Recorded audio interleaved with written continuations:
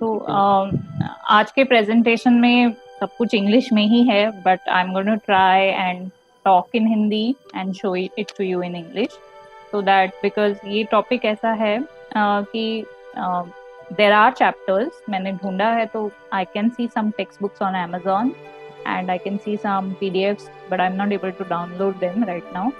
तो शोध गंगा करके और एक ऑनलाइन पोर्टल है, आपने देखा होगा। इनफैक्ट हमारे कुछ प्रोफेसर्स ने भी उस पर काम किया है, and that is Hindi and Marathi text books of psychology and human development. तो आपको बहुत सारा कंटेंट वहाँ पर भी मिल जाएगा। शोध गंगा, यस शोध Ganga it's called. Okay great. University, Mumbai university और पुणे यूनिवर्सिटी ने कुछ काम किया है। जो हमारे ज्यादातर चैप्टर्स इंग्लिश में होते हैं उसको हिंदी और मराठी में ट्रांसलेट किया है। तो मेरे पास कहीं तो लिंक है, वो पूरा लिंक यूनिवर्सिटी से मिला था, तो I will share that with you. I have to look for my old mail, share करती हूँ आपके साथ, so it will help everybody। जी बिल्कुल। तो आप लोग में से जिन्होंने भी बच्चों के साथ ऑलरेडी काम किया है या फिर बच्चों को बहुत अच्छे से ऑब्जर्व किया है, अपने नेबर्स के बच्चों को या अपने घर में जो बच्चे हैं या अपने कजन्स के बच्चे, रिश्तेदारों के बच्चे, अगर आपने उनको बहुत अच्छे से ऑब्जर्व किया है तो आपने देखा होगा एक फेज होता है जहाँ बच्चा बहुत जिद्दी बन जाता है और बहुत सिर पटकना, चीजें फेंकना, गुस्सा करना, लाल लाल होने तक रोना या नीला भी हो जाना, रो के खुद को जमीन पे फेंक देना, जैसे लेट जाना जमीन पे, रास्ते पे हो या कहीं मॉल में हो, दुकान में हो। तो ये एक फेज होता है जो सारे बच्चे इस फेज से गुजरते हैं। ऐसा कोई बच्चा है ही नहीं जो नहीं गुजरता हो, unless there is a neurological, behavioural और इंटेलेक्चुअल प्रॉब्लम। तो आपको क्या लगता है उस बिहेवियर को देख के कि why does a child do that? बच्चा वैसा क्यों बिहेव करता है? Why will a child want to bang his head? बच्चे को अपना सिर क्यों पटकना है जमीन पे? क्यों चीजें फेंकनी है? क्यों इतना जोर जोर से? Why does a child? हाँ जी, कोई बताएगा कि क्यों बच्चा इस तरह से, कोई भी बच्चा हो। और जैसा दीप्ति जी ने कहा कि वो हर हाल में, मतलब अपने उस एज में ये करते ही करते हैं सब बच्चे। जो नहीं करते हैं बिल्कुल भी, हो सकता है उनमें किसी तरह की प्रॉब्लम हो।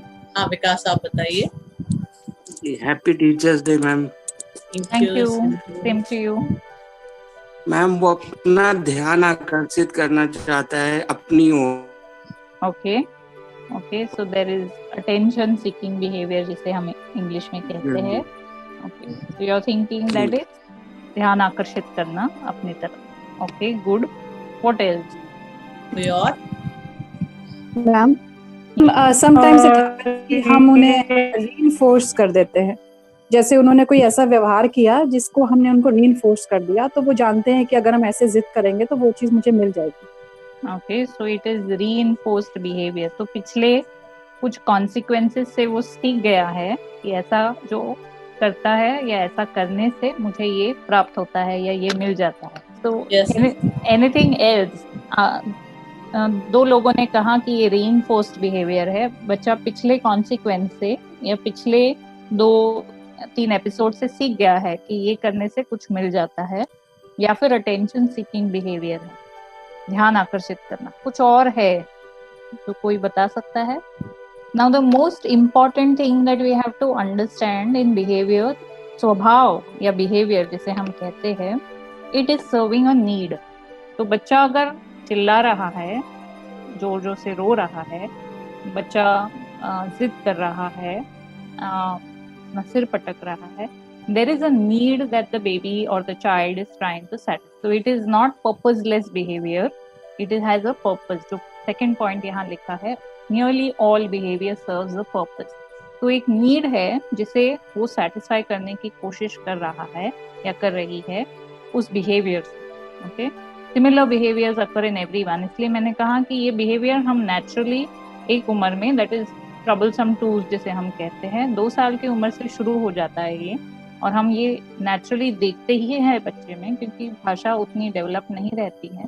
तो behaviour has the best way of expression to show कि हमें क्या ज़रूरत है, व्हाट इज़ माय नीड, मेरी ज़रूरत अभी क्या है।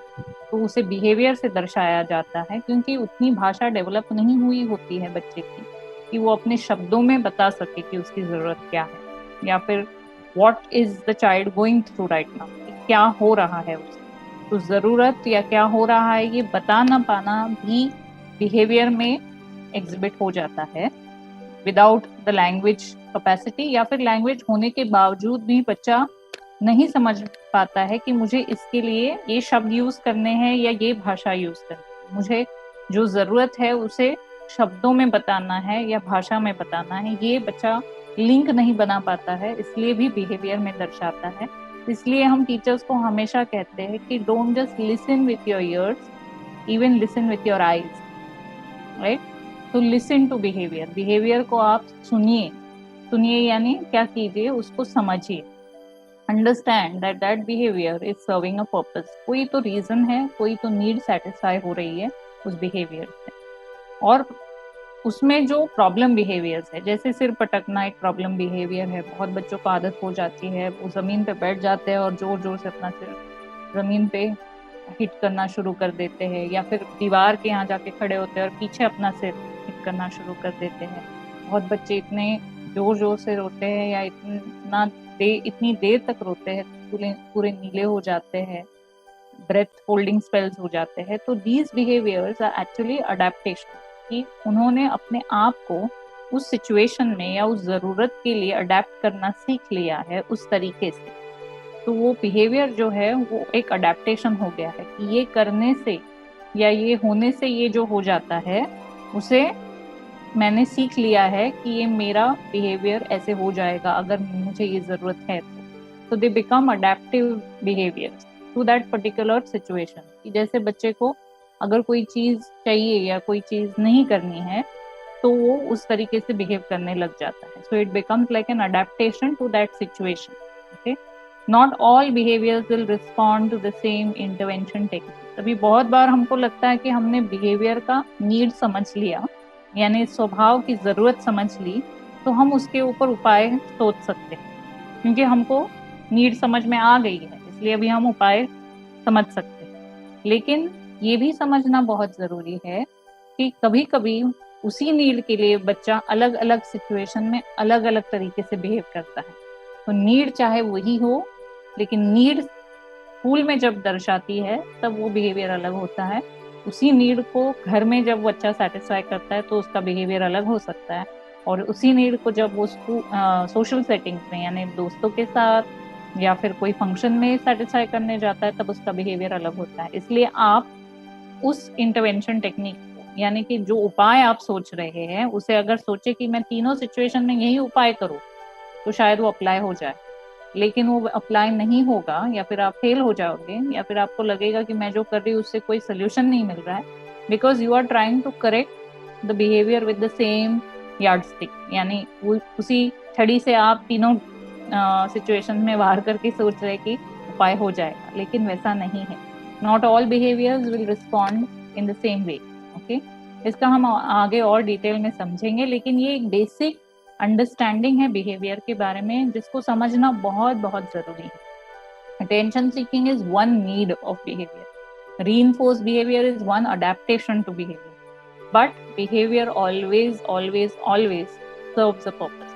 Okay, and these behaviours occur in everyone. ऐसा नहीं है कि कोई एक्सक्लूसिव बच्चा है जो ऐसा बिहेव कर रहा है, सारे बच्चे इस दौर से गुजरते ही है that they will throw temper tantrums, यानी कि वो गुस्सा करेंगे, रोएंगे, कुछ गलत बिहेवियर्स भी करेंगे, क्योंकि वो फेज जो होता है वो वैसा ही होता है कि वो अपने विचारों को, अपनी ज़रूरतों को सामने वाले को बता नहीं पाते, इसलिए वो बिहेवियर से दर्शाते हैं। तो ये एक फेज होता है ह्यूमन डेवलपमेंट का, इसे हम टाल नहीं सकते हैं, हम सिर्फ इसको मैनेज कर सकते हैं। इसलिए ये टॉपिक जो है बिहेवियर मैनेजमेंट, इसको समझना बहुत ज़रूरी है जब आप बच्चों को पढ़ाने जाते हैं। तो what are these functions of behaviour, ये ज़रूरतें क्या है, जो नीड है, जो पर्पस है, जो फंक्शन है बिहेवियर की, वो क्या है। तो मेनली ये 4 एरियाज में होते हैं। आप कोई भी बच्चे के बिहेवियर को अगर ज्यादातर एनालाइज करे तो ये चारों एरियाज में आप उनको डिस्ट्रीब्यूट कर सकते हैं। पहला सबसे इम्पोर्टेंट है एस्केप, यानी मुझे जो काम बताया जा रहा है या जो मुझसे कहा जा रहा है वो मुझे करना नहीं है।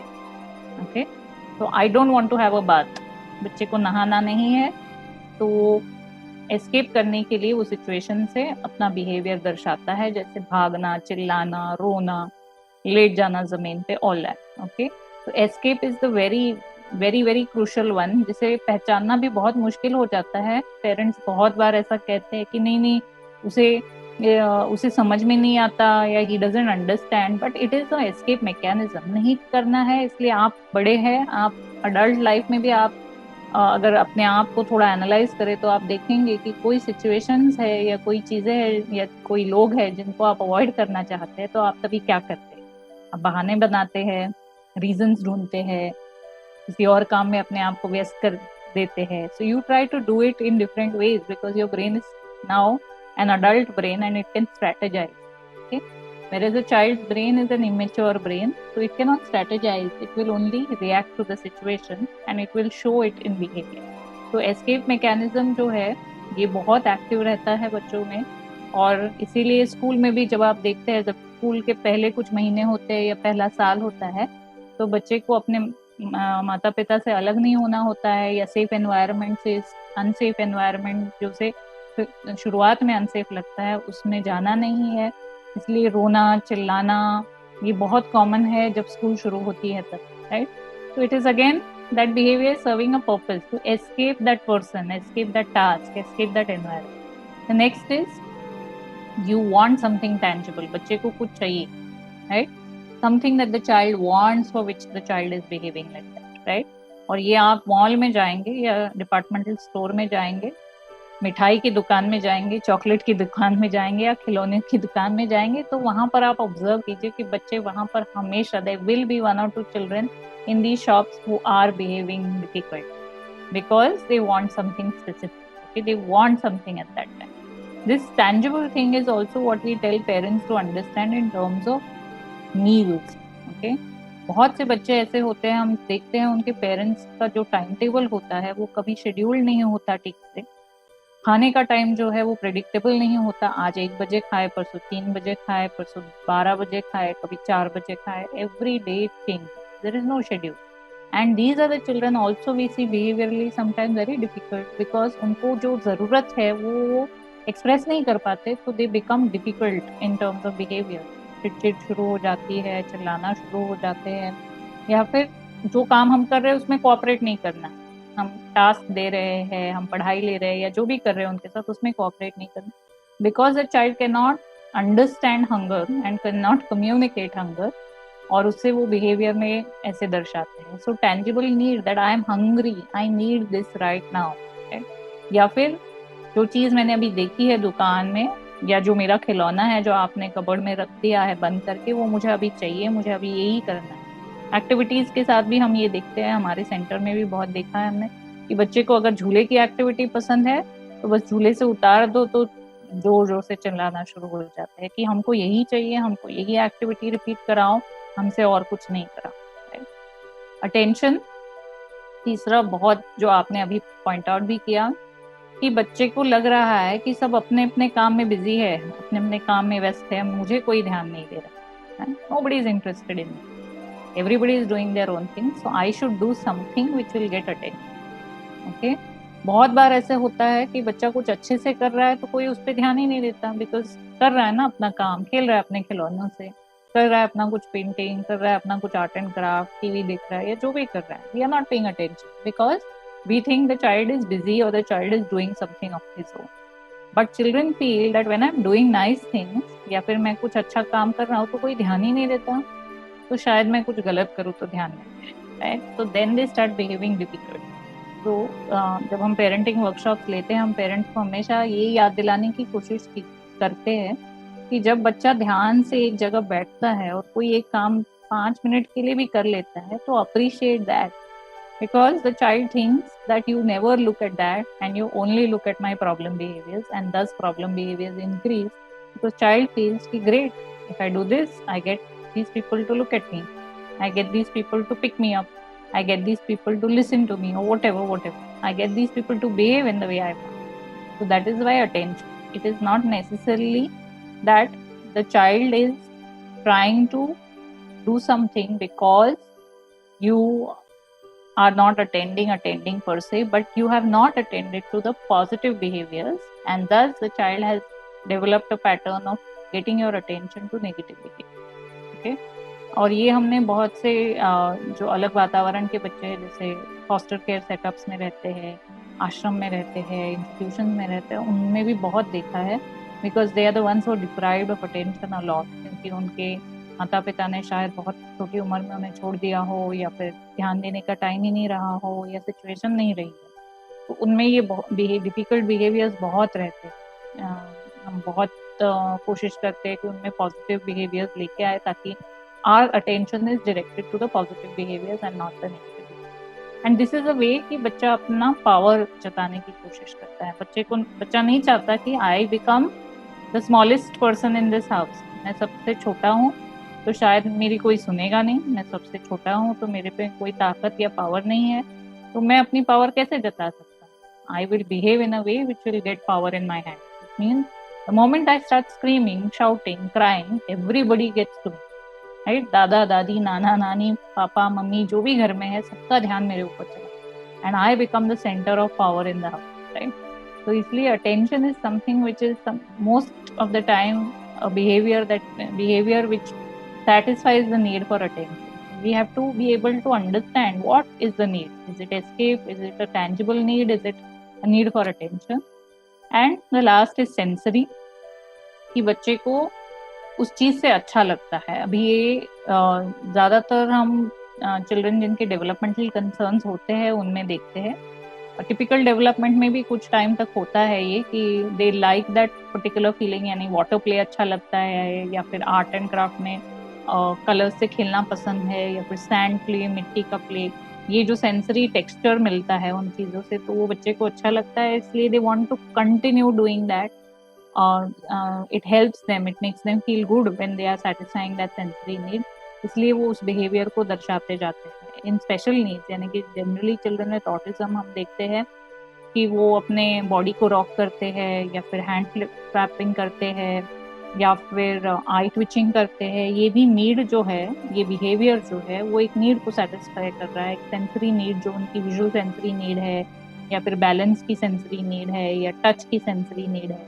उसको सेटिस्फाई करती है। तो बिहेवियर को इसलिए इन चारों एरियाज से समझना पहला और बहुत ज़रूरी फैक्टर है before you start managing behaviour, because अगर आपने उस बिहेवियर की ज़रूरत नहीं समझी कि ये बिहेवियर कौन सी ज़रूरत को सेटिस्फाई करता है, देन यू आर ट्राइंग, जो आप उपाय सोच रहे हैं वो शायद सही डायरेक्शन में नहीं है, क्योंकि आप जो समझ रहे हैं वो एक्चुअली है ही नहीं। The child actually need something else. जैसे बच्चा भूखा है और आप उसे खिलौने दे रहे हैं ये सोच के कि वो बोर हो गया है और उसे कोई खिला नहीं रहा है, इसलिए मैं खिलौने देके उसको सेटिस्फाई करूँ, right? But you have not understood that the need is actually of hunger, कि उसका खाने का समय है, उसे भूख लगी है, आप खिलौने से उसे सेटिस्फाई नहीं करा सकते। तो understanding the need is very very important. नींद आ रही है बच्चे को, और आप फिर उसको टीवी दिखा रहे हैं, आप उसको घुमाने लेके जा रहे हैं, या फिर आप उसको कहानी सुना रहे हैं, और you are trying to do something else to get the child behavior to change, but the child is actually tired and sleepy. Child cannot communicate that, so child is either crying or the child is screaming, whatever, but you have not understood the need. So if you understand what is the need, then you will be able to find the right measures of dealing with behavior. So very very important slide, and इसलिए मैंने बहुत धीरे धीरे explain किया है ये। जो मैंने कुछ पीडीएफ शेयर किए और करूंगी अंजू जी के साथ, उनमें ये सब कुछ मेंशन किया हुआ है, तो आप वहां से पढ़ सकते हैं। बिहेवियर में result from a combination of functions. अभी कभी कभी कॉम्बिनेशन भी हो जाता है कि सेंसरी नीड और टेंजिबल नीड एक साथ हो जाती है, या फिर अटेंशन नीड और सेंसरी नीड दोनों साथ में हो जाते हैं। Escape and sensory are often related to circumstances that are stressful और बोरिंग, राइट? यानी कि जो सिचुएशन में बच्चा जाना नहीं चाहता है या फिर बोर हो जाता है, बहुत बार हमने देखा है कि कुछ बच्चे शोर शराबा जहाँ होता है वहां पे जाके बहुत जोर जोर से चिल्लाना शुरू कर देते हैं, कान बंद कर देते हैं, जमीन पर लेट जाते हैं, सो जाते हैं, या फिर कुछ अजीब सा बिहेव करने लगते हैं। और पेरेंट्स को समझ में आना मुश्किल हो जाता है कि ये ऐसा क्यों करते हैं। Now that is because there is a sensory overload. बच्चा उस वॉइस को, उस साउंड को प्रोसेस नहीं कर पा रहा है, it is becoming too much for the child, right. जैसे आपको वो 20 हर्ट्ज पे सुनाई देता होगा, उसको वो शायद 40 हर्ट्ज पे सुनाई देता होगा, so very loud for the child and the child wants to escape that situation, right. So that behavior is satisfying two needs, that the sensory overload need and the escape. So combination भी हो सकता है कुछ situation, and that requires a careful look. उसे ध्यान से देखना और समझना जरूरी है।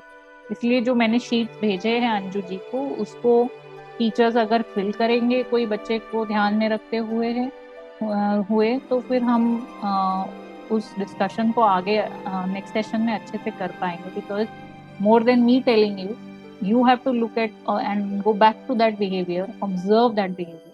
और इसके लिए हम बहुत बार ऐसा करते हैं कि हम पेरेंट्स को कहते हैं कि आप वीडियो रिकॉर्डिंग करो बच्चे की।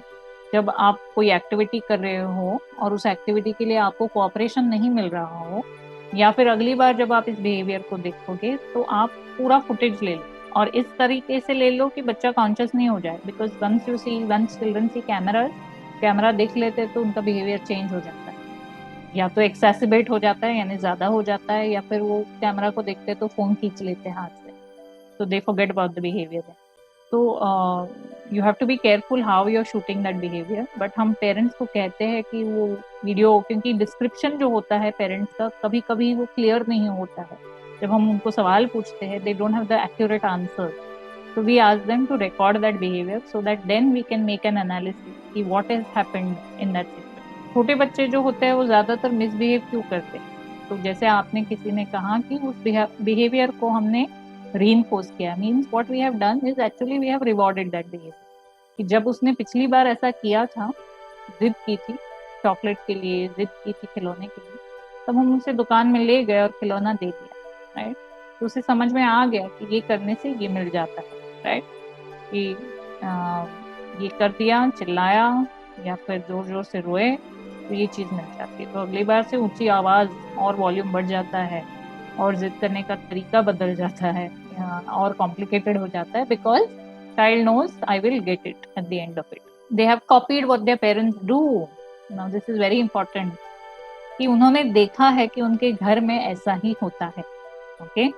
तो जो बड़े हैं, बुजुर्ग है या जो भी है, वो ऊंची आवाज में जब बात करते हैं तो घर के बाकी लोग सुनते, तो बच्चा भी सीख लेता है ऊंची आवाज में बात करो तो काम हो जाता है। They start increasing their volume and we keep telling them don't talk in that volume, इतनी ऊंची आवाज में बात मत करो, मुझे सुनाई देता है, right.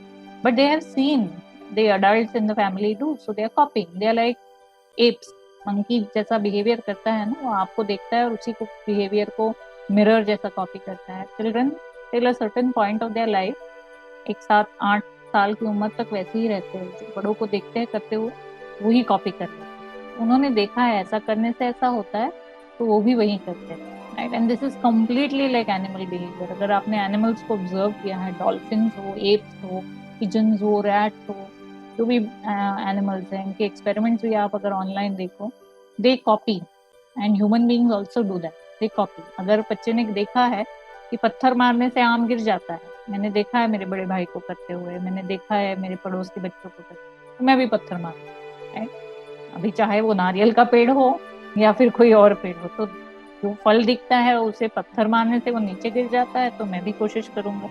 There is no reasoning, right. Brain has not matured to think of reason, the brain has only copy. And that is why हम पेरेंट्स से कहते हैं कि when you have a child in the house, आपका बच्चा है घर में, तो आपको हमेशा याद रखना है कि एक आईने जैसा है, वो आपको देखते जा रहा है। आप गुस्से को कैसे हैंडल करते हैं, आप डिफिकल्ट सिचुएशंस को कैसे हैंडल करते हैं, आप स्ट्रेस को कैसे हैंडल करते हैं, ये सब कुछ बच्चा देख के सीख रहा है। Without you having to teach, child has already learn, because the child has learn to watch, right. And बचपन में when they don't have a lot of language, their biggest job is to keep watching people around, right? उनको देखना और देख के समझना कि ये ऐसा करते हैं तो मैं भी ऐसा कर सकता हूँ, राइट। हम पेरेंट्स को जब बताते हैं कि जो बच्चा दरवाजा पटक देता है, जोर से बंद करता है या फिर चीजें फेंकता है, इसे घर में बाकी के लोगों की गुस्से के बारे में आप बता कि घर में जो बड़े हैं वो अपना गुस्सा कैसे दर्शाते हैं। We get at least one adult in the house who has this similar behaviour. When he or she is angry, he wants to bang vessels, or he has to hit the door hard, or he has to go and throw his books, whatever. तो बच्चे ने उसी को सीख लिया है या देख लिया। बहुत बार ऐसे भी होता है कि जिन बच्चों के साथ पूरा दिन रहते हैं, जैसे डे केयर सेंटर में हो या फिर खेल कूद के मैदान में हो, तो वहां पे कुछ सीख के आ जाते हैं और फिर सोचते हैं कि मैं यहाँ अपने घर में भी वैसा कर सकता। They are testing what their parents, whether their parents will enforce. बहुत बार बच्चे कोशिश भी करते हैं देखने के लिए कि ये करने से होता क्या, राइट। क्या मेरे ऊपर कोई रूल ला दिया जाएगा या फिर मेरे पेरेंट्स मुझे छोड़ देंगे, no, they are trying to see what you will do. तो हमने ये एक्सपेरिमेंट किया भी है बहुत बच्चों के साथ। हमने पेरेंट्स को कहा है कि जब आप मॉल जाते हैं और बच्चा जमीन पे लेट जाता है, तो आप 2 कदम आगे चलिए और ऐसा बिहेव कीजिए जैसे आपने देखा ही नहीं हो वो क्या कर रहा है, और आप अपने ही इसमें चले जा रहे हैं, and child is alone. Generally if the child doesn't have special needs, doesn't have any developmental major concern, the child understands that he is going to be alone. बच्चे को समझ में आ जाता है कि मैं अब अकेला हो जाऊंगा और शायद मैं खो जाऊंगा और मुझे यहाँ से कोई ले जाएगा, right. So the moment they see the parent walking away, they get up and they start running and they stop crying, they forget they're crying because fear is a bigger emotion, right, than satisfying the need. तो वो डर जाते हैं, उनको लगता है अभी माँ बाप अकेले छोड़ देंगे, हमें यहाँ से कोई उठा के ले जाएगा। So that separation anxiety is even more powerful, and the child starts running behind the parent, forgetting what he or she was crying for. So this is very important to understand. What is the child trying to see? Whether you are saying that no firmly, आप वो ना जो बोल रहे हैं, आप जो मना कर रहे हैं वो सही है, या फिर वो आप सिर्फ ऐसे बोले जा रहे हैं, थोड़ी देर के बाद वो ना को मैं हाँ में कन्वर्ट कर सकता, right. We want to just check how firm you are with your no. Children have a habit, एक चीज एक बार मांगेंगे, 2 बार मांगेंगे, शायद दिन में 10 बार भी बोले। लेकिन अगर आपने सोचा है कि ये उम्र नहीं है इस चीज के लिए, ये सही नहीं है, अभी हमने ऑलरेडी बहुत खिलौने खरीदे हुए हैं, हमारे पास ऑलरेडी बहुत चीजें है, इस चीज की भी जरूरत नहीं है हमें, ये आपने तय कर लिया है, you have decided and you know your no is not going to change into a yes, then you have to just be strong on your decision. You don't have to bend down to the child and say, okay, today I will allow because dash dash dash. Well, the child learned, बच्चे ने सीख लिया कि if I say something 10 times, then she agrees, which means next day I will try, next time I will try 20 times. So you have laid a trap for yourself because your no was not a firm no. So enforcing rules means कि एक जो दायरा आप बना देते हैं, limit जो आप सेट कर देते हैं, उसे याद रखना कि वो तोड़ना, आप अगर आप ही तोड़ना शुरू कर देंगे तो बच्चा सीख जाता है कि इस लिमिट को तोड़ना कोई डिफिकल्ट काम नहीं है। They are asserting themselves and they are independent, right. बच्चा तो सीख रहा है ना अपनी इंडिपेंडेंस को समझना, उसे अपने आप को समझना, अपनी ज़रूरतों को समझना, मैं लोगों पे कैसे इन्फ्लुएंस कर सकता हूँ ये समझना। The child is trying all this because it's a growing mind, उसका ब्रेन डेवलप हो रहा है, उसकी सोशल, जैसे हमने देखा था 5 एरियाज ऑफ डेवलपमेंट, उसमें सोशल इमोशनल डेवलपमेंट एक इम्पॉर्टेंट एरिया है। तो वो अपनी पर्सनालिटी को समझ रहा है, अपनी नीड्स को समझ रहा है, अपनी नीड्स को जताना समझ रहा है। तो it is trying everything, it is trying to learn कि how I can become independent, how I can become what I am. So he is or she is going to try things through behavior, and you have to understand that this is going to be there, but I have to learn how to deal with it, right? They are protecting themselves. Misbehaviour का सबसे बड़ा कारण कभी कभी ये भी होता है कि वो चिल्लाने से अपने आप को प्रोटेक्ट करते हैं। जैसे हम चिल्लाते हैं जोर से, ये नहीं करो, वो और जोर से चिल्लाते हैं, because they think when you scream you might do something dangerous, right. जब आप चिल्लाएं उनके ऊपर, उन्हें लगता है अभी कुछ और डरावना होने वाला है, इस वॉल्यूम के आगे कुछ और भी है, तो वो और जोर से चिल्लाना शुरू करते हैं या और जोर से रोना शुरू कर देते हैं, because they are scared and they want to protect themselves. तो most of the time we have told parents, और हमने देखा भी है बहुत सारे वीडियो फुटेजेस में कि जब पेरेंट्स अपनी आवाज को ऊंची करते हैं या फिर हाथ ऊंचा कर लेते हैं मारने के लिए बच्चे को, द बिहेवियर वर्सन, बिहेवियर और खराब हो जाता है बच्चे का उस समय में, क्योंकि बच्चा डर जाता है कि अभी और कुछ डेंजरस हो जाएगा तो और जोर जोर से रोना। They feel bad about themselves. आप देखिए कोई बच्चे को, बहुत ऑब्जर्व कीजिए कि जो बार बार दोस्तों को परेशान करता है, बार बार छेड़ता है सबको, बार बार परेशान करता रहता है, या दूसरों को तंग करने के लिए कुछ करता रहता है, या फिर बहुत शैतानी करता है इस हद तक कि क्लास में सभी बच्चे इस बच्चे की कंप्लेन ले आते हैं, राइट, तो हम बुली कहते हैं, राइट, जो हमेशा बहुत अपने आप को असर्ट करने की कोशिश करता रहता है, या फिर अपने आप को लीडर समझता है, या फिर ये दिखाना चाहता है कि I can take charge of the class and all. Most of the time these children have very low self esteem. इनका जो आत्मसम्मान होता है बहुत कम होता है। क्यों? तो उनको अपने बारे में अच्छा फील करने के लिए कोई और जगह या और सिचुएशंस नहीं है, इसलिए वो गलत बिहेवियर करके अपने आप को अच्छा महसूस करते हैं। तो they behave bad because that makes them feel good about themself. जब वो देखते हैं कि सारे बच्चे डर के मारे मेरी बात सुनते हैं, सारे बच्चे मेरे दबोच में आ जाते हैं, पूरे क्लास को मैं कंट्रोल कर सकता हूँ, सब बच्चे मेरा सुनते हैं, they feel nice, they feel good, and there are no other situation where the child can feel good about himself or herself, and that is why the child does bad behavior to feel good about it. So identifying the self esteem, slightly older children, this is with 8 साल के ऊपर की उम्र के जो बच्चे हैं उनमें ये ज्यादातर दिखाई देता है कि उनका जो बैड बिहेवियर होता है it comes out of a feeling about not feeling good about themselves. अपने आप के बारे में कुछ अच्छा नहीं समझते हैं, कुछ अच्छा सोचते नहीं है, इसलिए गलत बिहेवियर करके अपने आप को साबित करना चाहते हैं कि मैं अच्छा हूँ या मेरी बात कोई तो सुनता है। All problem behaviors is a function of a particular environmental condition. Environmental condition that is mixed with the need.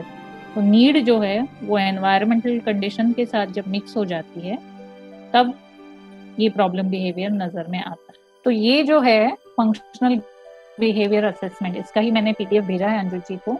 ये हम अब ज्यादा सीखेंगे या समझेंगे।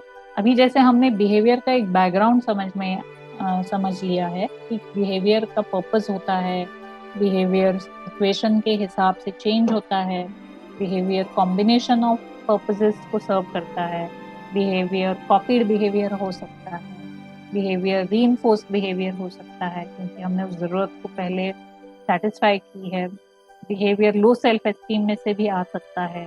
So we have seen all the causative factors, all the understanding of behavior. Now let's see what we have to do as teachers. अभी हमने अगर समझ लिया है कि कारण क्या हो सकते हैं, नीड पर्पस क्या हो सकता है, then how do we assess all this?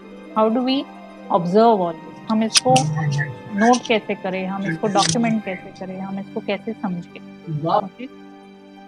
The biggest thing is when you are observing behavior, जब आप behavior को observe कर रहे हैं आप कॉज को आइडेंटिफाई करने की कोशिश कर रहे हैं, okay?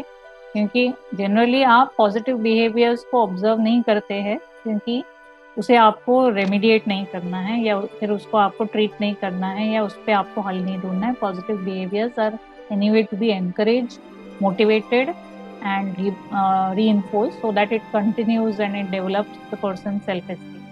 But negative behaviors, challenging behaviors, difficult behaviors, disruptive behaviors, aggressive behaviors, ये जो सारे behaviors है इनको ज़्यादातर अच्छे से observe करना सीखना बहुत ज़रूरी है।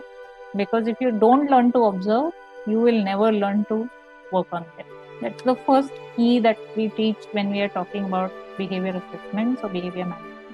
अगर आपको behavior observe करने की ताकत, patience, क्षमता develop कर नहीं सकते हैं तो उसे आप रेमिडिएट नहीं कर सकते। You cannot treat a behavior unless you have learned to observe it very well, right?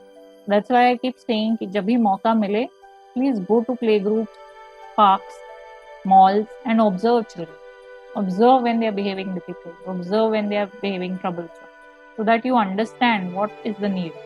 Once you do that, then you will learn how to work on it. FBA looks beyond the demonstrated behaviors and focuses on identifying the causative factors, that is biological, यानी अगर कोई शारीरिक कारण है, कोई social कारण है, कोई इमोशनल, अफेक्टिव इज इमोशनल, या फिर एनवायरनमेंट जो उसके साथ हो रहा है, जो उसके वातावरण में हो रहा है, दैट इज हेल्पिंग इनिशिएट, यानी उस बिहेवियर को शुरुआत करने के लिए, उस बिहेवियर को सस्टेन यानी कंटिन्यू करने के लिए, या फिर उस बिहेवियर को एंड करने के लिए हेल्प करता है। ओके, तो वेरी इंपॉर्टेंट कि ये जो मैं देख रहा हूँ बिहेवियर, उसका एक तो कारण, और कारण इसलिए क्योंकि उस बिहेवियर को शुरू करने के लिए वो कारण हो सकता है, या फिर उस बिहेवियर को कंटिन्यू करने के लिए वो कारण हो सकता है, या फिर वो बिहेवियर हमेशा एंड ऐसे ही होता है, राइट। तो ये आपको पहले कॉज और फिर उसका प्रोसेस, वो दोनों समझना है। This approach is important, it leads the observer beyond the symptom to the underlying motivation for it. आपको बिहेवियर का जो हल निकालना है, उस बिहेवियर को सीधा नहीं करना है। वो रोना जो है, it is a manifestation of a need, right. जो चिल्लाना जो है, it is a manifestation of a need. You have to identify the need, then you cannot stop a screaming child. बच्चा चिल्ला रहा है, वो 5 मिनट तक चिल्लाएगा ही, he will scream. Okay, it's not like a machine, you put your hand on the mouth or you put a button and it will stop, right? Till that anger comes out, till that need is satisfied, the baby screams, child shouts. Okay, and if you use physical punishment, यानी आप बच्चे को तो थप्पड़ लगाओ, कड़ी लगाओ, चिल्लाओ, डांटो, जो भी करो, you actually kind of putting a button on that and saying stop, and I am sure the next time it's going to be worse, it's going to be worse, because you didn't let the child be what he or she needed to be at that time. Okay, now this doesn't mean that the child can just go on throwing things, kicking people, hitting people and all that. That is not permitted, because that is danger to others. वो dangerous behaviour है, वो दूसरे को नुकसान पहुंचा सकता है, बच्चे को खुद को भी नुकसान पहुंचा सकता है। उस समय बच्चे को उठा के ले जाना या फिर बच्चे को कहीं और शांत जगह पे ले जाना is more important than letting the child do dangerous things to himself और अदर्स। So treating the behavior is actually treating the motivation, यानी उसकी जो जरूरत है पीछे की, जो सब पर्पस मोटिवेशन है उस बिहेवियर का, कारण है उस बिहेवियर का, उसे ट्रीट करना ज्यादा जरूरी है। सिम्टम को ट्रीट करके आप कुछ नहीं कर सकते जब तक आप कारण को ट्रीट नहीं करते। आप कारण को ट्रीट करो, सिम्टम ऑटोमेटिकली चला जाए। Very important in helping children with behavioural concern कि आप बिहेवियर को नहीं चेंज कर सकोगे जब तक आप कारण को नहीं समझ। कारण को समझ लो, कारण को आइडेंटिफाई करो और कारण के साथ काम करो, बिहेवियर ऑटोमेटिकली कम हो जाए। Now that you all have understood that, I will come back to this. तो अगर बच्चा आपके क्लासरूम में परेशान कर रहा है, बार बार ध्यान आपका उसकी तरफ आकर्षित कर रहा है, नॉन रेलिवेंट टॉपिक पे बात कर रहा है, दूसरों को डिस्टर्ब कर रहा है, जो आप बोल रहे हैं उस पर ध्यान नहीं है, कुछ और कर रहा है, बिहेवियरली कुछ और कर रहा है, किसी और को डिस्टर्ब कर रहा है, something the child is doing to disturb the classroom. Okay, teachers often address the problem by manipulating events that follow the behaviour. तो टीचर क्या करती है, जनरली बच्चे को इस तरीके से बिहेव करते वक्त देखती है तो क्या करती है? What do teachers generally do when they see a child misbehaving during a class going on? India में बहुत पॉपुलर है, क्या करते हैं? लोगों ने भी किया होगा, तो क्या सजा मिलती थी? Yes, that's a good word, सजा। So behavior gets a punishment. Okay, very important. क्या है वो सजा? चौक फेंकना, डस्टर जोर से बैंग करना, जोर की आवाज से बच्चे का नाम लेके बोलना, stop doing what you're doing, what else? बताइए भाई, ये तो सभी ने इससे क्रॉस किया है। I'm not judging you all for good or bad. आपने जो किया है उसे मैं सही गलत नहीं कहूंगी। It's okay, all teachers have done it at some point. I've been teaching children. नहीं, और as a student भी तो आपको मिला होगा। I've been punished a lot. I belong to a very naughty class. I may have not been the naughtiest there, but I belonged unfortunately to a very naughty class. So my father was so troubled. वो हम सभी का हाल रहता है। तो class teacher ने, आपके teacher ने तो आपको सजा दी होगी कोई ना कोई? बहुत सारी।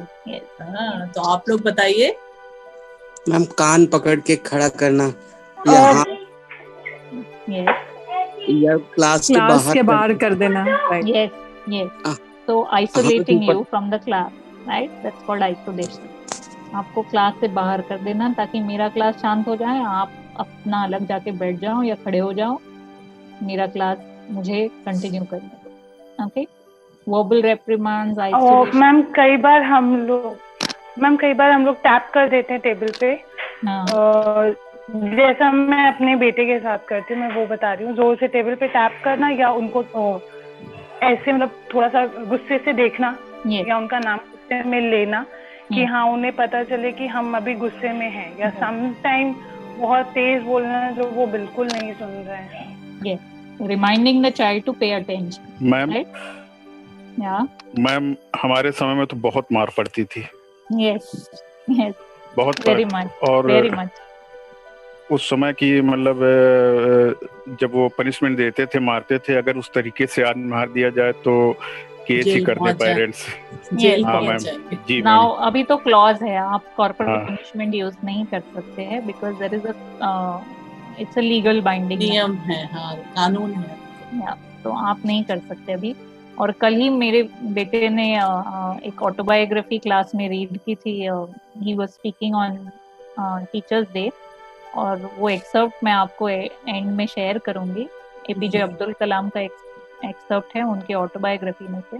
और उन्होंने कहा था कि एक बार वो मैथ्स के क्लास में लेट पहुंचे थे और उन्हें छड़ी से मार मिला था। उस जमाने में और त्रिवेंद्रम में रहते थे शायद, तो वहाँ पे रामेश्वरम में, तो वहाँ पे तो स्कूल में उस जमाने में था ये सिस्टम ऑफ रेप्रिमांड पनिशमेंट। तो उन्हें बहुत बुरा लगा था, बहुत दुख हुआ था कि how can the teacher hit me, how can the teacher hit me, and it is so painful and I will never forget because सबके सामने हुआ। लेकिन जब वो प्रेसिडेंट बने तो उसी स्कूल ने मिठाइयाँ बांटी और उसी स्कूल के टीचर ने उन्हें फोन करके कॉन्ग्रेचुलेट भी किया। तो ही सेड दैट गलत बिहेवियर के लिए सही बिहेवियर सिखाना ये तो स्कूल का काम होता है और ये हमें भूलना नहीं है। So that is a important lesson that we don't have to forget. Of course सभी तरीके अलग थे, अभी अलग है, and he has written that I am very happy कि कॉर्पोरल पनिशमेंट अभी बंद है स्कूल में। लेकिन उसके पीछे का जो रीजनिंग था कि I am doing this because I want you to improve in your behavior is what was the important message which he got from them, and he learned that lesson. That was something that he was trying to emphasize. So बहुत बार जब हम punishment देते हैं हम reason नहीं बताते बच्चे, right? We never tell what was the wrong behavior. We never describe the wrong behavior. So child doesn't know only what he got punished. उसे लगता है उसने किताब नहीं खोली इसलिए उसे punishment। But the thing was, he was not paying attention, and you never specified, right? You never said for what you're throwing the child out of the class. You never said why you're making your eyes big, and the child is confused. The child is looking at your face, wondering what he must have done 4 things wrong by that time. Not opened his book, asked his neighbor child क्या करना है, not paid attention to you, which means not looked at your face, and not written in his notebook. 4 things he did in a sequence. And you scolded him. Now he doesn't know what you scolded him for, right? Because you didn't specify, you didn't mention what you scolded for. So most of the time that behavior will never get corrected because he didn't learn only from that situation. So verbal reprimands, isolation, detention, suspension, punishment, that is the thing that we have learned. हमने क्या सीखा है कि behavior जब गलत होता है तो उसको punish करो, right? उसके ऊपर एक ऐसा consequence डाल दो कि बच्चा हमेशा के लिए सीख जाएगा। Now that consequence, that negative consequence, punishment is a negative consequence. Does that really help? ये हम आगे देखेंगे। जैसे दीप्ति जी ने भी कहा कि बच्चे को पता ही नहीं, उसने अगर 4 चीजें समय पे की हैं कि उसने किताब की तरफ नहीं देखा या ध्यान नहीं दिया और भी जो किताब ठीक से खोली नहीं, लेकिन उसको सजा किस चीज के लिए मिली है ये उसे पता ही नहीं है, तो कभी वो सुधार होगा ही नहीं। जो भी हम कर रहे हैं वो किस बात के लिए कर रहे हैं, किस खास व्यवहार के लिए वो सजा मिल रही है, उसे पता तो होना चाहिए। यस दीप्ति। और ये फॉरेन कंट्रीज के आप वीडियोस देखो या अमेरिकन वीडियोस देखो, यूरोप की वीडियोस देखो, क्लासरूम में भी उनका जो टीचर की ट्रेनिंग होती है उसमें बहुत स्पेसिफिकली ये ट्रेनिंग दी जाती है कि when you say something you have to specify what you are talking, right? तो अगर आप बोल रहे हैं कि मेरी क्लास में जब मैं बात कर रही हूँ कोई और बात साथ में नहीं करेगा, जिसे बात करना है या जिसे अपना ओपिनियन पेश करना है, सवाल पूछना है, वो हाथ ऊंचा करेगा, बीच में बात नहीं होगी। दिस से very clearly in verb sentences जिस लेवल से बच्चे को समझे उसे स्पेसिफाई करते हैं। बच्चा जब मिसबिहेव करता है, the first warning is I have already mentioned dash dash dash and I will not appreciate so and so child doing this in my class. So the warning goes again with the reminder of the behavior. The second warning is slightly louder, थोड़ा loud होता है, and say the reminder कि ये मेरी second warning है इस behavior के लिए of this particular child, and one more time I notice it, there is going to be a consequence. So the third time I see it, there is going to be a consequence. So very clearly mentioned what is the expected behavior. The first time the expected behavior goes against that, then reminding the child that this has gone against it. The second time it happens a louder warning, and the third time a consequence, which you have already given 2 warnings, right? That's why the consequence is expected. जी जी, तो दीप्ति जी ने कहा कि जैसे US की बात कर रही थी या बाहर विदेशों में टीचर्स के पास बिल्कुल क्लियर कट इंस्ट्रक्शंस होते हैं और टीचर्स भी बच्चों को बताते हैं कि मेरी क्लास में ये चीज होगी, ये नहीं होगी, और अगर आप अपनी राय उसमें रखना चाहते हैं तो आपको या तो हाथ उठाना है या कोई सिस्टम बना हुआ है तभी आप बोल सकते हैं। पहली बार तो इस तरह से बता दिया, अगर किसी ने फिर बदमाशी की या कुछ गड़बड़ किया तो फिर से उसको एक्सप्लेन करके वही वार्निंग दे दी जाती, चेतावनी दे दी जाती है। इसके बाद तीसरी बार कि अगर ये फिर से होगा तो आपको इसका परिणाम ये मिलेगा। वो बार बार देके उस खास व्यवहार को पूरी तरह से बताया जाता है। और इसे हम स्पेशल नीड्स के बच्चों के साथ भी अच्छे से करते हैं। तो हमने कुछ पेरेंट्स को, कुछ टीचर्स को ये टेक्निक सिखाई है कि आप जब बहुत बात करते हैं ना, आप खुद बहुत चिढ़ जाते हैं। आपने नोटिस किया होगा, आपको गुस्सा आने लगता है, राइट?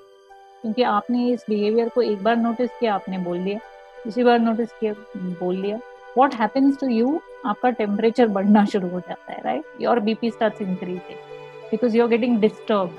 आपको डिस्टर्ब हो रहा है, आपको लग रहा है आपकी क्लास में एक ऐसा बच्चा है जो आपकी बात सुन नहीं रहा है, उसको देख के बाकी भी सारे ऐसे ही बिहेव कर रहे हैं। तो you are getting irritable, you are getting anxious, you are getting angry. आपके इमोशंस जो है वो अभी कंट्रोल के बाहर जा रहे हैं। तो when you talk more, what happens? Your anxiety increase. आपके वर्बल सेंटेंसेस जैसे जैसे लंबे हो जाते हैं, आपकी एंजाइटी बढ़ना शुरू हो जाता है। एंड नेचुरल है कि जब आपकी एंजाइटी, इरिटेबिलिटी या जो आपके इमोशंस है उस स्पेक्ट्रम में और उस तरफ चले जाए, you will do something which is not appropriate. तो instead of that we teach teachers, एक टेक्निक हम सिखाते हैं। अभी मेरे पास वो कार्ड नहीं है, हम उस पर फिंगर्स ड्रॉ करते हैं। तो finger 1, this is your first warning, finger 2, this is your second warning, and finger 3, this is your third warning. तो फिंगर्स या फिर नंबर्स, दोनों में से कोई एक जो बच्चा समझ पाता है, क्लास समझ पाता है। तो this is my first warning, I will flash the first card to you. या फिर कलर्स, हम कलर कार्ड्स यूज करते हैं, तो रेड सर्कल, येलो सर्कल, या फिर जो भी हमने कोड डिसाइड किया हमारे class, we do that with visual imagery instead of language. क्योंकि बहुत सारे बच्चे इतनी भाषा नहीं समझ पाते, स्पेशली स्पेशल नीड्स के जो होते हैं। तो that card is like a reminder. जैसे आपने फुटबॉल की मैच में देखा होगा, there are cards which the coach shows और द रेफरी शोज कि दिस इज योर वार्निंग, या फिर सीटी बजाता है एक तरीके से, राइट? That's your warning कि अब आपने गलती की है, आपको पेनल्टी मिलेगी, right? So the same thing, visually एक रिमाइंडर हो जाता है बच्चे को कि I don't speak so that I don't increase my anger। मैं मेरा गुस्सा नहीं और ऊपर करूँगी, चढ़ाऊंगी नहीं मेरे गुस्से को। I'll show the card and that's an indication कि मैंने कुछ गलत किया, right? So that is also a method to show that when is the consequence going to come, okay? But we have to learn to understand कि इसमें हमने क्या नहीं किया। हमने ये नहीं देखा कि इस बिहेवियर में उस बच्चे को क्या नीड सेटिस्फाई हो रही है। अगर हम क्लास के बाद सोचे कि बच्चा हर बार मेरी क्लास में ऐसे ही करता है, किताब खोलने को बोलो तो किताब खोलता नहीं है, किताब में से पढ़ने बोलो तो पढ़ता नहीं है, किताब में लिखने बोलो तो लिखता नहीं है, और उसी समय किसी और के साथ बात करने में लग जाता है या किसी और को परेशान करने में लग जाता है। ये बच्चा ऐसा क्यों करता है मेरे क्लास में? Let's try and look for reason, right? That is very important. ये सोचना कि हर बार, हर दिन मुझे इस बच्चे को पनिशमेंट देनी पड़ रही है, हर बार मुझे वार्निंग देनी पड़ रही है, हर बार मुझे आवाज ऊंची करनी पड़ रही है। What is the reason? What do you think can be the reason? आप सोचिए। आपने टेंजिबल, सेंसरी, अटेंशन वो भी देखा, कॉम्बिनेशन भी देखे, escape, tangible, sensory. What is the reason? Why is this child behaving like this? Child wants to probably escape that situation. Why? Because he is not able to follow what you are doing because he doesn't understand. यानी एक तो बच्चे को कोई दिक्कत है पढ़ने में उस विषय को, या फिर उसकी समझ में इंस्ट्रक्शंस नहीं आते हैं, इसलिए उस सिचुएशन से दूर भागने के लिए वो ऐसा बिहेव करता है। Right? That could be one of the possibilities. No children come to school with the intention. बच्चे इस इंटेंशन के साथ नहीं आते कि मुझे आज जाके इस टीचर को परेशान करना। Unless the child has a condition called oppositional defiant disorder, वो एक और behavioral disorder है, या फिर conduct disorder, वो एक अलग disorder है, mental disorder है जो बच्चों में देखा जाता है। But unless that is there, 90% of children don't come to school with this aim in their head. आज जाके इस टीचर को परेशान ही करूंगी। Right? It is that they are trying to escape that situation. तो वो सिचुएशन को एस्केप करने की कोशिश कर रहा है क्योंकि उसे नहीं समझ में आ रहा है उस विषय को, या फिर उस इंस्ट्रक्शन को कैसे फॉलो करना है, या फिर क्या करना है अब। राइट? तो that is something that you have to understand कि जाके शाम के समय या दोपहर के समय जब हम स्टाफ रूम में बैठे हो तो उस बिहेवियर को एनालाइज करना है। ये बिहेवियर हमेशा क्यों मेरी क्लास में होता है और इसी बच्चे से क्यों है। राइट?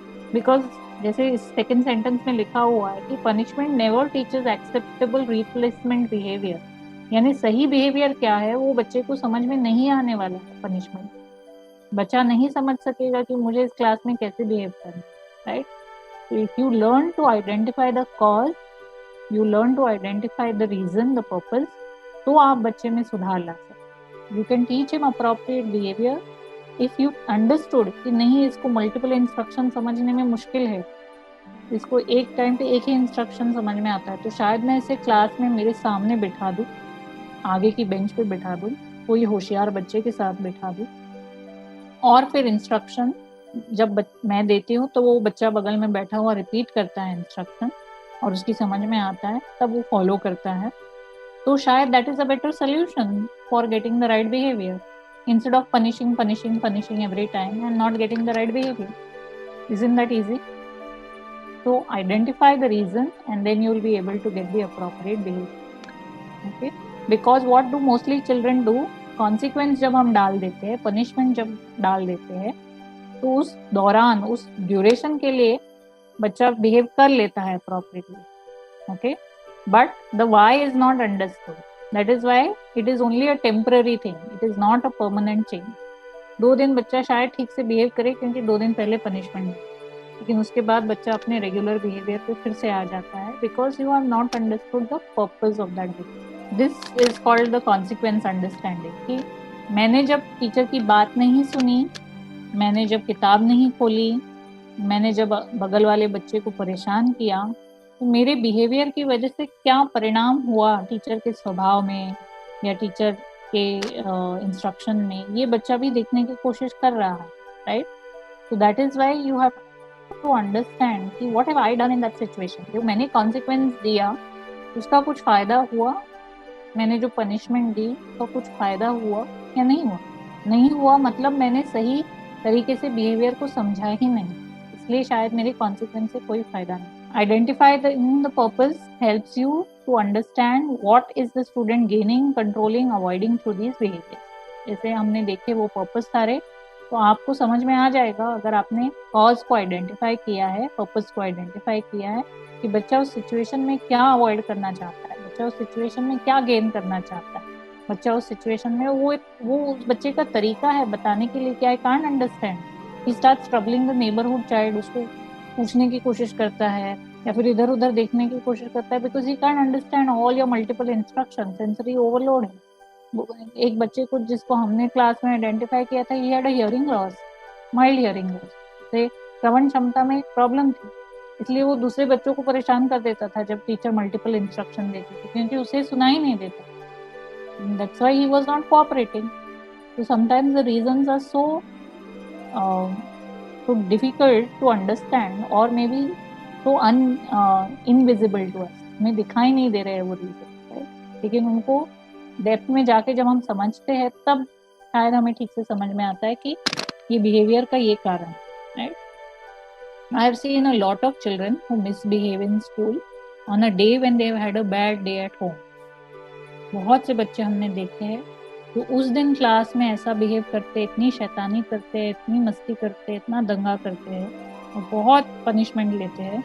क्यों? तो उस दिन उनके घर में कुछ ऐसा हुआ रहता है जो उन्हें परेशान किया हुआ है रात भर, दिन भर, स्कूल में आने से पहले, कि that is playing on their mind and they are trying to escape that feeling and they are behaving bad in the class, right? बहुत बच्चों को हमने देखा है जो घर में जो सिचुएशन चल रही है, घर में जो वातावरण है, उससे वो इतने परेशान हुए हैं और किसी से बात नहीं कर पा रहे उसके बारे में, तो वो बिहेवियर में दर्शा रहे अपना class. And we have classic examples of this behaviour in many children in metropolitan cities. यानी शहरों में जो हम बच्चे देखते हैं उनके प्रॉब्लम बिहेवियर्स को जब हम एनालाइज करने की कोशिश करते हैं तो हमें फैमिली में कुछ तो कारण मिल ही जाता है. There is something that is troubling the child at home. अभी जैसे मैंने आपको बताया कि अगर आपको बिहेवियर को समझना है तो पहली इम्पॉर्टेंट चीज़ है कि बिहेवियर को डिस्क्राइब करना सीखना या फिर बिहेवियर को एनालाइज करना सीखना. तो जिस बिहेवियर को आप करेक्ट करने की कोशिश कर रहे हैं पहले उसे आप ठीक से समझिए. Okay, what do you want to correct. Okay, बहुत बार जब हम टीचर्स के साथ काम करते हैं तो वो एक मल्टीपल बिहेवियर का बॉल लाते हैं हमारे सामने कि this is there, that is there, that is there, that is there, that is there, ये भी है, ये भी है, ये भी है, ये भी. We can not do work on that, right. हम 4 बिहेवियर्स को एक साथ करेक्ट नहीं कर सकते.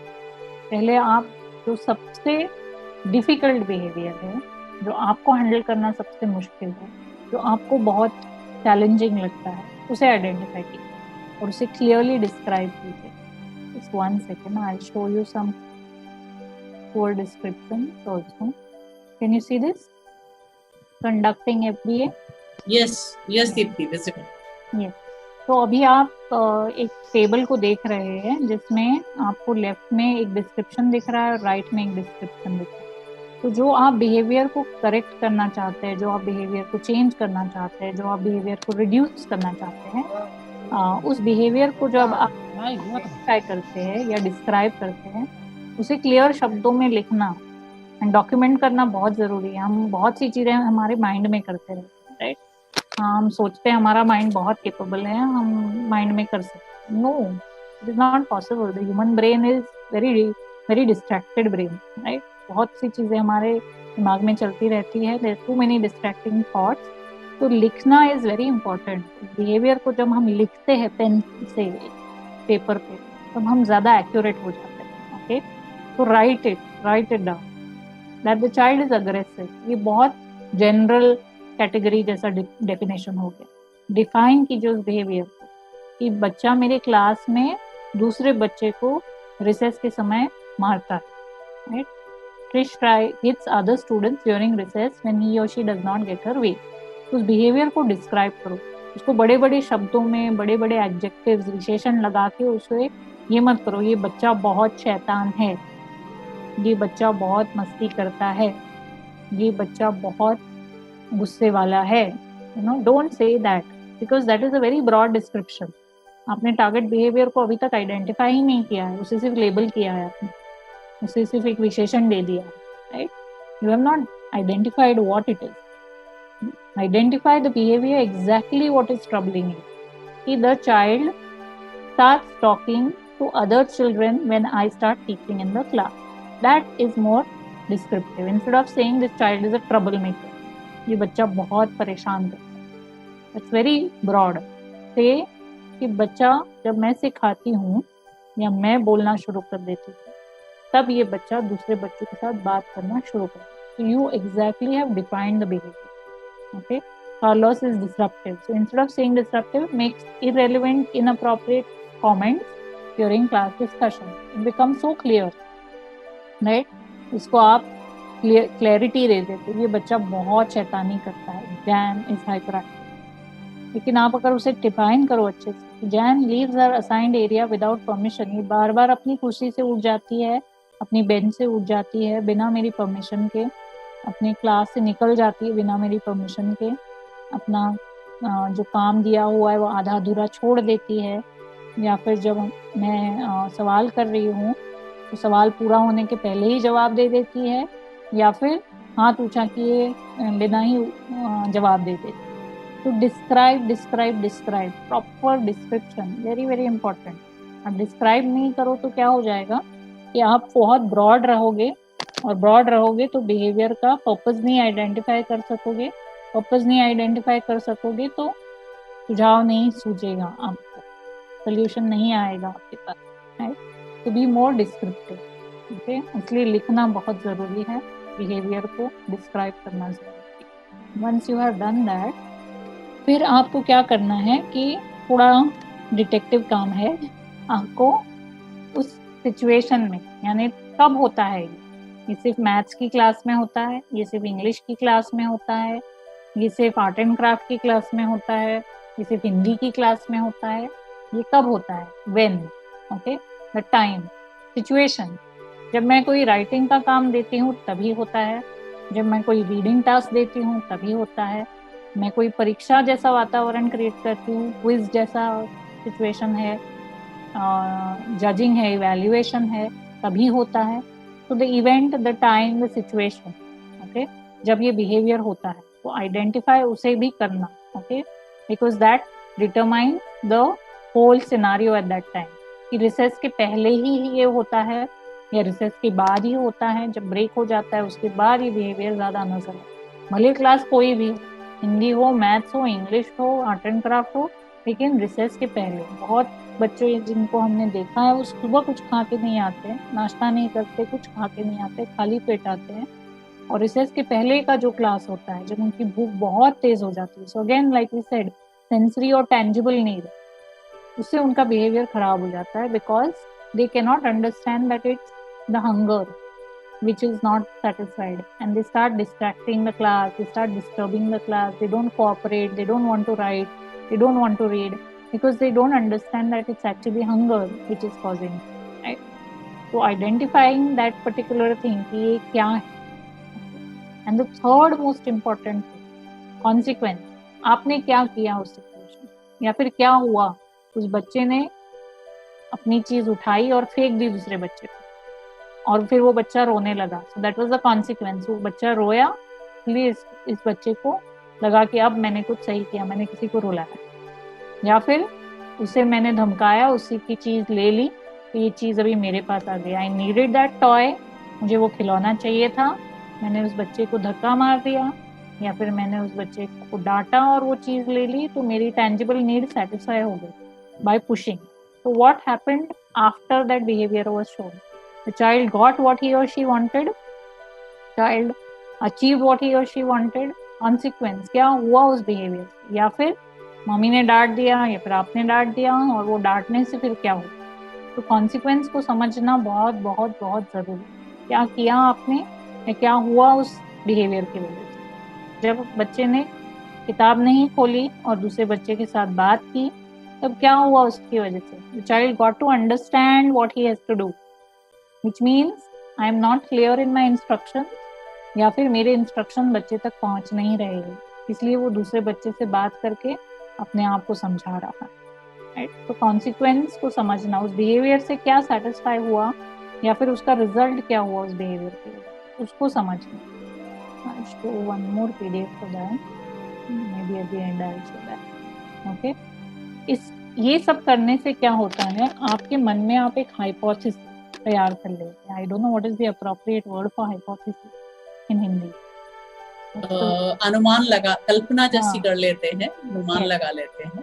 तो you make a kind of a judgement, और एक अनुमान आप लगा लेते हैं कि बिहेवियर एग्जैक्टली क्या है, वो कब होता है, कौन सी सिचुएशन में होता है, और वो बिहेवियर के बाद क्या होता है, what is that happens immediately after that behaviour. तो it's like the A, the B and the C.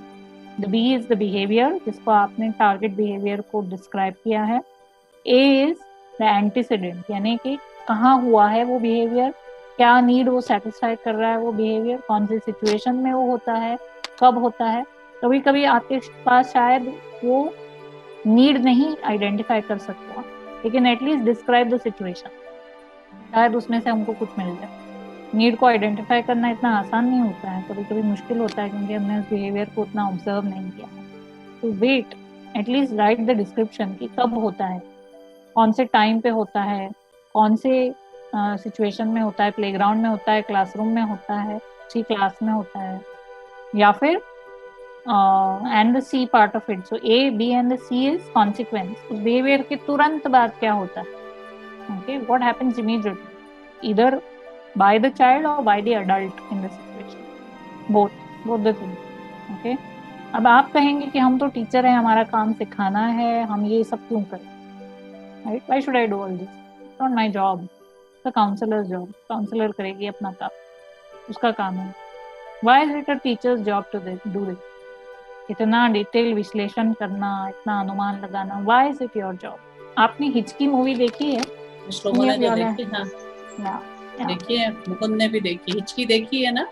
She has the most difficult class ना to teach, most difficult class।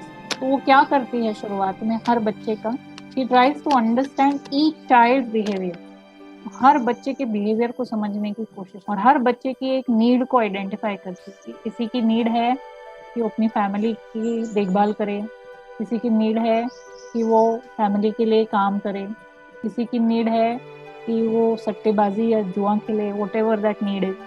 So every child in that classroom has a need, और वो उसे identify करती है, उनके strengths को identify करती है, and then she starts working with that class and they get very good result, जो पॉसिबल ही नहीं था। स्कूल शायद सोच ही नहीं सकता था कि इन बच्चों में कोई पोटेंशियल है, because they were so badly behaved, very badly behaved class। Potential तो दिख ही नहीं रहा था उनका, क्या कैपेसिटी हो किसी की नजर में आ ही नहीं रही थी, because their behaviour was masking everything. उनका बिहेवियर नजर में ज्यादा आ रहा था, उनकी कैपेसिटीज नजर में आई नहीं। तो उसका जो तरीका था इस क्लास को अचीव करने के लिए हेल्प करना, उनकी जो पोटेंशियल है उसको टैप करना, वो पहले इस चीज से हुई कि she worked on their behaviour. और जैसे हमने देखा था कि पांचों जो एरियाज है डेवलपमेंट, अगर सोशल इमोशनल डेवलपमेंट ही ठीक से नहीं हो रहा है तो बाकी के जो एरियाज है वो अफेक्ट हो सकते हैं।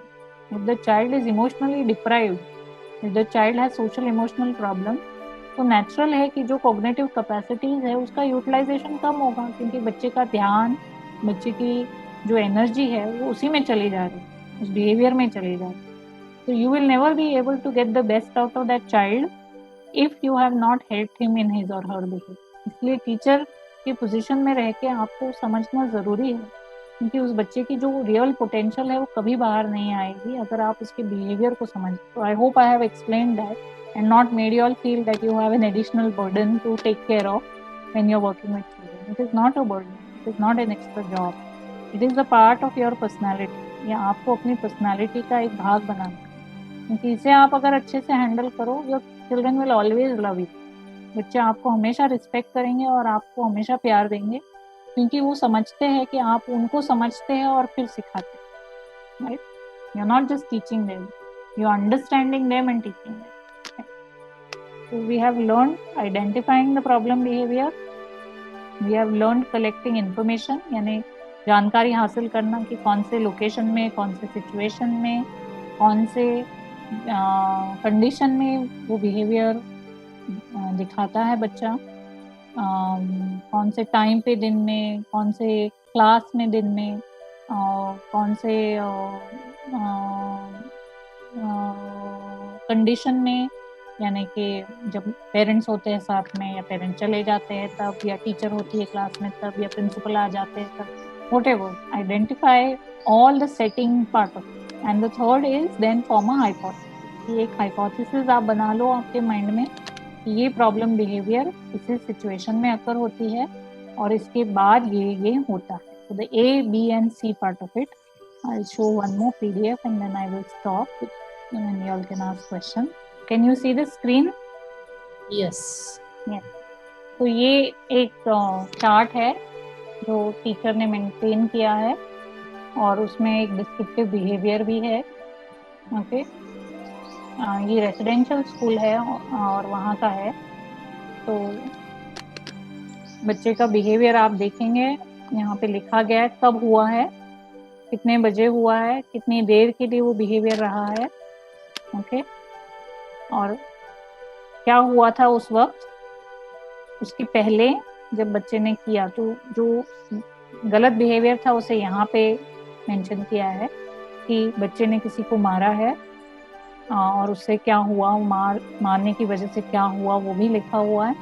उसके तुरंत पहले क्या हुआ था, उस सिचुएशन के पहले, और वो सेटिंग क्या थी, कौन से रूम में हुआ था, वहाँ पर और कितने लोग मौजूद थे, आवाज थी या बहुत कुछ था, और बच्चे को उस दिन और कुछ था, बच्चे को उस दिन ईयर इन्फेक्शन हुआ था, ओके, और उस रूम में बहुत शोर था। और फिर क्या हुआ, उसके बाद अपने रूम में चला गया बच्चा, जिस बच्चे को मारा था वो बच्चा भी अपने कोई और कमरे में चला गया, और उसके बाद क्या हुआ था कि किसी ने कुछ बच्चे को बोला था, राइट, और फिर हमने उस रीजन को आइडेंटिफाई किया है कि इस बच्चे ने मारा इसलिए क्योंकि शोर हो रहा था, कि कान में दर्द हो रहा था, और उस बच्चे ने जिसको इसने मारा उसने इसे कुछ तो चिढ़ाया और उसके नाम से नहीं पुकारा। You saw the whole event as if it's like a nice script for you, but this the teacher has done by starting with action. What did the client do? What happened before it? What was the situation? What happened after? And then analyzing or hypothesizing, या फिर hypothesis बना लिया, अनुमान बना लिया कि ये शायद हो सकता है। So this is something you all will need to do for at least some children that you all know. आप अगर अगली क्लास के लिए ये लेके आए एक चार्ट बना के, मैंने एक अलग वाला चार्ट भेजा है अंजू जी को, आप उसे यूज कर सकते हैं, लेकिन इसको भी आप लोग नोट कर सकते हैं, बड़ा अच्छे तरीके से दिया है और एक एग्जांपल भी है, डेट है, टाइम है। Okay, this is on page number, the page numbers are not written, वो तो उसमें आ जाएगा जब पीडीएफ को खोलेंगे। हाँ, it's called behavior recording. So here you can see also how different states, different needs are written down.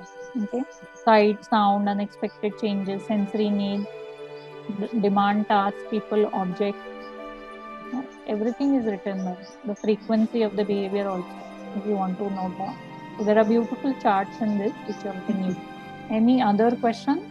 This is a detail topic, क्योंकि हम पूरा सब्जेक्ट करते हैं इस पे, बिहेवियर मॉडिफिकेशन मैनेजमेंट पे साइकोलॉजी में पूरा 1 साल का सब्जेक्ट है हमारा।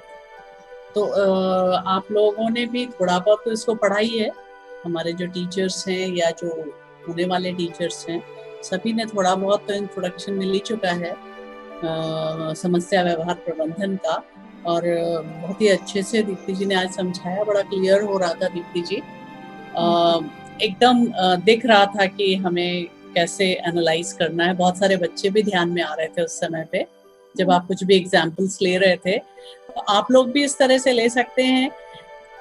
ABC जनरली सभी को पता होगा, कारक, व्यवहार और परिणाम, तो इन्हीं को उदाहरण, इन्हीं को वो माध्यम बना के, और आप इनके लिए अपने कोई भी बच्चों के साथ जिनके साथ आपने काम किया है या देखा है, उनका लिख के तैयार रखिएगा। काइंड ऑफ केस स्टडी कर सकते हैं, या मतलब छोटा सा व्यवहार की स्टडी के लिए बेसिकली, तो हम लोग उसको फिर नेक्स्ट सेशन में डिस्कस कर सकते हैं, तो और भी स्पष्टता आ जाएगी उससे।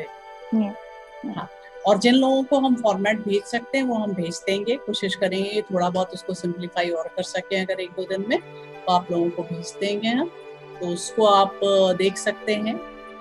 नहीं भी समझ पाए उसको या नहीं भी आपको मिलता है, तो ABC सभी ने पढ़ा हुआ है, चाहे फर्स्ट ईयर के हों, सेकेंड ईयर के हों स्टूडेंट्स या टीचर्स हैं, वो सभी ने पढ़ा हुआ है। तो उसको बेस बनाकर किसी भी अपने स्टूडेंट का, किसी भी जिसके साथ आपने काम किया हो, उसका वो रिकॉर्ड बना के नेक्स्ट सेशन के लिए लेके आएंगे हम लोग, और उनको अगर डिस्कस करेंगे तो बहुत ही ज्यादा क्लैरिटी आएगी इस टॉपिक पे। So I am going to talk less and they are going to talk more in the next. Yes, it should be. So that I know that they are getting it. उन्हें समझ में आ रहा है, ये मुझे समझ में तब आएगा जब वो बात करेंगे। ये बात है, तो देखिए ये फिर हम सभी का इम्तिहान भी है एक तरह से। No, I am not going to give you. No. ये भाई आप उन्होंने लगातार इतनी देर तक बोला तो उसका क्या पर्पस था। बहुत कोशिश भी की हिंदी में ही रखने की, लेकिन फ्लो देख के एकदम से समझ आता है कि कितना मुश्किल होगा दीप्ति जी के लिए प्योरली हिंदी में आ पाना। यस, क्योंकि और ये पूरा या तो सब्जेक्ट हमने 3-4 साल जब पढ़ा है तब हाँ, इंग्लिश में ही पढ़ा है। हाँ सारे हाँ बिल्कुल हमारे बिहेवियर थेरेपी थियोरीज जो है, पावलोव है, स्किनर है, सब, हाँ हाँ तो मैंने उनके बारे में ज्यादा यहाँ बात नहीं की है बिकॉज दैट इज थियोरी, उसकी, वो हाँ आप टेक्स्ट बुक में पढ़ सकते पढ़ सकते हैं, और पढ़ाई ये थोड़ा बहुत जरूरी का वो रट लेते हैं वो तो मेनली, हाँ। लेकिन सचमुच बच्चों के साथ कैसे करना है वो यहाँ पे बहुत अच्छे से समझ आया। तो ये शीट्स भी हम शेयर कर देंगे। और thank you so much Deepti ji. Next Friday में लेंगे हम लोग, फ्राइडे होगा या थर्सडे होगा वो मैं आपसे आप बता दीजिएगा। हाँ जी हाँ जी, जब भी ठीक लगे, जब भी। ओके ओके, एनीथिंग, तो आप लोगों को पता चल जाएगा पहले से ही, तो और आप लोग अगर भूल किसी जाए। के पास डिस्क्रिप्शन करना मुश्किल है, हाँ, कोई वीडियो है, फुटेज है, जैसे अगर उनको बिहेवियर को समझना उनके लिए दिक्कत हो रहा है because it's a new topic, then they can bring the video footage to this session provided they have consent for identity being revealed, because video में generally identity reveal हो, I mean face दिखता है बच्चे का, तो consent है अगर video दिखाने का तो वो कंसेंट लेके वो वीडियो दिखा सकते हैं। हम वीडियो को देख के एनालाइज कर सकते हैं कि क्या हो रहा है। बिल्कुल। तो अगर ये लोग छोटा सा वीडियो ले आएंगे तो बहुत अच्छा है, नहीं हम भी कोशिश करेंगे, 1-2 वीडियोस हैं हमारे यहाँ बच्चों के सिवियर प्रॉब्लम बिहेवियर के, हाँ। उसमें मतलब वो केवल कैसा बिहेव कर रहे हैं उसको भी एग्जाम्पल लेके फिर हम लोग कर सकते हैं। Okay, bye bye Deepti, thank you so much. Bye.